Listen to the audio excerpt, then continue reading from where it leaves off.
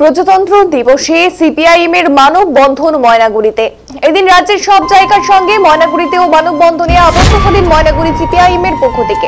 এদিন ময়নাগুড়ি ট্রাফিক মোড়ে দলের কমরেডরা এই মানববন্ধনে যোগ দেন। এদিন পার্টির জেলা কমিটির সদস্য জ্যোতিপ্রকাশ ঘোষ বলেন, প্রতি বছরই আমরা 26শে জানুয়ারি অর্থাৎ প্রজাতন্ত্র দিবসে মানববন্ধন কর্মসূচি করে থাকি। আমাদের কর্মসূচি 26শে জানুয়ারি 1950 সালে ভারতের সংবিধান অনুযায়ী আমাদের সংবিধান আমাদের দেশের সরকার ক্ষুণ্ণ করছে, সেই সঙ্গে আমাদের যাবতীয় অধিকার আমাদের থেকে কেড়ে নিচ্ছে। এই সব বিষয়ে ময়নাগুড়ি সিপিআইএম এর জেলা কমিটির সদস্য জ্যোতিপ্রকাশ ঘোষ কি বলছেন একবার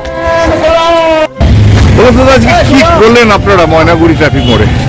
আমরা প্রতি বছর আজকের দিনটা 26শে জানুয়ারি প্রজাতন্ত্র দিবসে আমাদের গোটা দেশ, গোটা রাজ্য, গোটা জেলাতে সর্বত্র আমরা এই মানববন্ধন কর্মসূচি আমরা করে থাকি।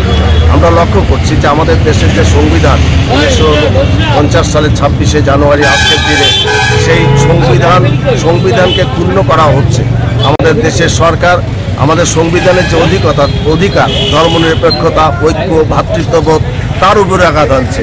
আমাদের মত প্রকাশের অধিকার, আমাদের সার্বভৌমতার অধিকার, এই সমস্ত বিষয়ে দেখা যাচ্ছে কেন্দ্রের সরকার তারা তাদের মতো করে চালানোর চেষ্টা করছে।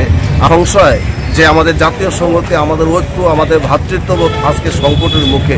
সেই জন্য আমরা মানুষের কাছে আবেদন রাখছি আজকের দিনে দাঁড়িয়ে মানববন্ধন করে যে আমাদের দেশের সংবিধান রক্ষা করো, আমাদের দেশের যে ভ্রাতৃত্ববোধ, আমাদের ঐক্য, আমাদের জাতীয় সংহতি সেটাকে রক্ষা করো।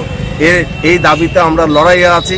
আমরা মানুষকেও আবেদন জানাচ্ছি যে এই দাবির পক্ষে সবাইকে ঐক্যবদ্ধ হতে হবে।